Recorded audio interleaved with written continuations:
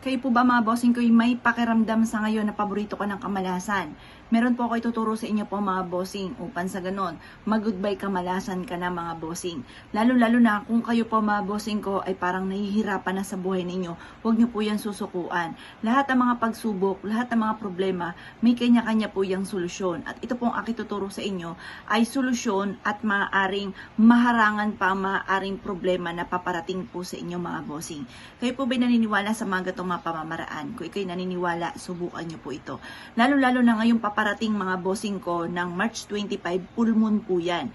Pero kung kayo po mga bossing ko ay gumagawa din ng proteksyon or pampaswerte, panghatak ng swerte, lalo na kapag mahal na araw. Kasi sabi nga po nila mga bossing ko ay mas powerful mga bossing ko ang mga negatibong enerhiya sa mga ganyang panahon. Kaya dyan po mga bossing ko yung nagbubukas mga bossing ko ng third eye at nagkuklose ng third eye sa mga ganyang panahon lamang mga bossing. At yun din syempre yung mga bumibili ng mga materyales pagdating sa usapin ng mga ganyang pang-attract ng swerte at mga gumagamit ng kaliwa.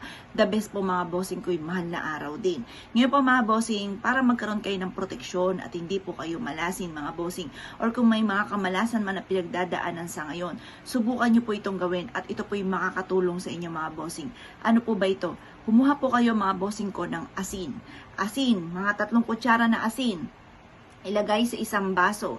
Pagtapos, pagsamahin nyo po, ito po mga bossing ko, ang dahon na ito ay rosemary. Pagsamahin nyo ang tambalan na ito, ang tambalang ito mga bossing. Kahit mga ilang piraso na rosemary, pero kung marami kang rosemary, mura lang ang rosemary mga bossing ko.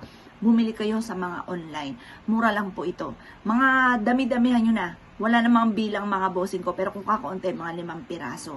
Ngayon pa mga bossing, kapag madami, ibuhos nyo na isang ganto sa 3 kutsarang asin mga bossing.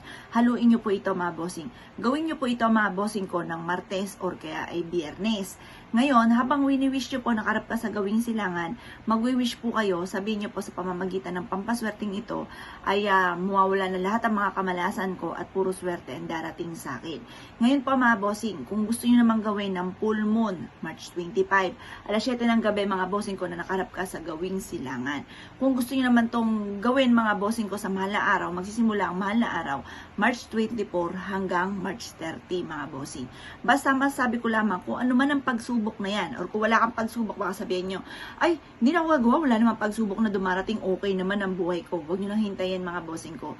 Mas mainam pa na kahit wala pang pagsubok, gumawa na kayo ng ganito upang sa ganon, kung ano may mga darating na pagsubok, ay may pangharang kayo sa kamalasan. Kung kayo naniniwala, subukan nyo po ito mga bossing. Mag-wish ka ng mula sa puso mga bossing. Direct to the point ng pag-wish.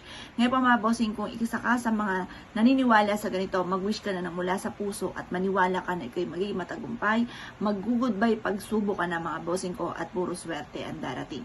Kaya kung ikaw isa sa marami mga pangarap at nais po itong gawin, good luck po sa inyo po lahat.